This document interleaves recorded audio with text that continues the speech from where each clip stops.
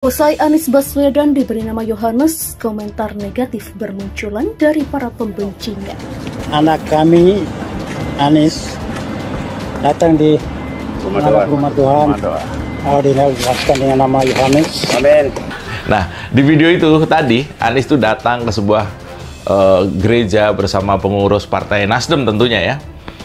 Lalu seolah-olah nih, yang kita lihat tuh diangkat anak oleh seorang kepala suku di Papua, dan kemudian diganti atau ditambah namanya dengan Yohanes, dan lalu Anies mengaminkan. Apakah ini sebuah kejutan buat Pak Yohanes Anies?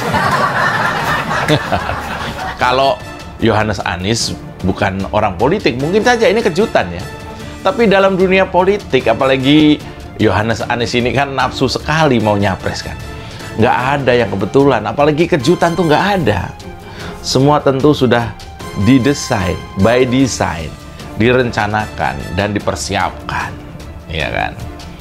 Jadi saya meyakini pemberian nama dalam video Anies itu ya memang sudah direncanakan, dan tentu saya meyakini Pak Yohanes Anies juga sudah tahu dan sudah oke lah ya, sudah ACC lah, kira-kira begitu. Ini sih kabar baik buat saya.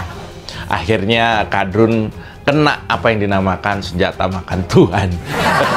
Usai ex-gubernur DKI Jakarta Anies Baswedan diberi nama Yohanes oleh salah seorang tokoh gereja di Papua, framing negatif bermunculan dari para pembenci ex-gubernur DKI Jakarta tersebut. Anehnya, para pembenci ini menuding pemberian nama kehormatan itu sebagai nama baptis. Terkait hal itu, salah seorang politisi Partai Demokrat yang juga beragama Kristen, Johnson Sitindaun, meluruskan framing yang dinilainya sangat murahan itu. Menurutnya, pemberian nama Yohanes itu sama sekali bukan baptis. Ini toh videonya Mas AB dipanggil Yohanes yang terus diramaikan buzzer. Ini mah bukan baptis. 1% saja dari proses baptis ini tak terpenuhi. Lebih panggilan dari jemaat yang didatangi, kenapa mereka panggil gitu ya, tanya yang di video itu. Aku sebenarnya tak setuju yang gini-gini, normal-normal aja lah, tulis Johnson dikutip pada Sabtu 7 Januari. Sedikit soal baptis, lanjut Johnson.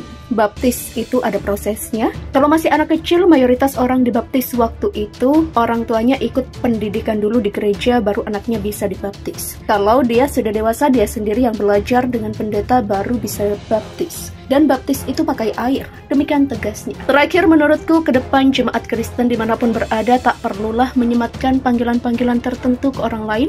Mau siapapun dia, biarlah tiap orang dengan identitasnya. Karena di negara ini kita tidak boleh, kita boleh kok berbeda agama, namun tetap jadi saudara sebangsa di bawah kitab konstitusi. Tutup Johnson Sitindaun. Sementara itu, warganet lain yang mengomentari video itu juga menyampaikan pendapat yang sama. Mayoritas mereka memahami bahwa pemberian nama tersebut sama sekali bukan proses baptis. Dibaptis itu kudu katekisasi dulu, baru dipercik, dicelup, atau ditenggelamkan, itu baru dibaptis namanya. Kalau cuma dibilang Yohanes sambil dikalungi bunga atau kitab suci, ya jauh dari dibaptis sih ya, ungkap salah satu netizen. Hanya prosesi penghormatan biasa lah, dikatain macam-macam. Makasih Bapak Mama di Papua sana, tulis netizen lainnya. Yohanes adalah Nabi Yahya alaihi salam di dalam keyakinan Islam. Seorang nabi cerdas dan berpendidikan, salah satu mukjizat yang diterima oleh Nabi Yahya alaihi salam langsung dari Allah Subhanahu wa taala adalah Al-Hanan, di mana maksud dari Al-Hanan di sini adalah ilmu tentang rasa cinta terhadap sesama makhluk beserta alam semesta.